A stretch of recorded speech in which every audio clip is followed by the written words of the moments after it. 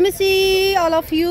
आज हाम्रो यहाँनिर स्वतन्त्र मण्डलीमा हाम्रो चर्च सकिएपछि यो फुलकुमारी कता आयो फेरि चर्च सकिएपछि चाहिँ हामीले सानो यो प्रेम भोज है लिइरहेका छौँ। हाम्रो दाजुभाइहरू एकदमै खुसी भएर हर्षित भएर चाहिँ एकदम ग्रहण गरिराख्नु भएको छ। अनि यहाँनिर हाम्रो भाउजू हुनुहुन्छ है, उहाँ चाहिँ एकदमै हम्बलनेस है, एकदमै राम्रो है, एकदमै हाम्रो आमा हुनुहुन्छ, यहाँ हुनुहुन्छ हाम्रो बाबा हुनुहुन्छ है, मण्डलीको बुवा हुनुहुन्छ।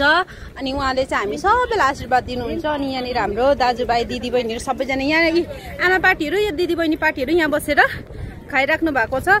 अनि रोटी चाम्रो भएन त हाम्रो दिदीबहिनीहरूलाई भएको जस्तो लागेन है। यो चाहिँ अलिकति कम्ती भएको जस्तो लाग्यो है। परमेश्वरलाई धन्यवाद होस् है, परमेश्वरलाई धन्यवाद होस्। म पनि छोएँ नि लाजमा।